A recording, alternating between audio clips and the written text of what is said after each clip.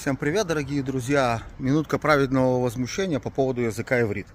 Когда я 8 лет назад ходил в Ульпан, то наша преподавательница замечательная, она рассказывала нам о том, что слово гам, которое обозначает также, оно используется только в начале предложения. Кроме одного варианта, когда говорится гам вегам, это значит и то, и то.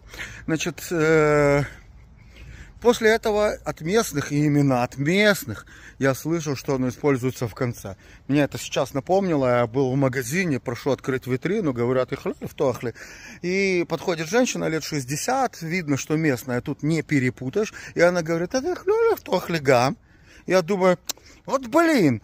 И главное, что тут никто никого ничего не поправляет, это все нормально, они так это все используют, мехнас и хат и тому подобное.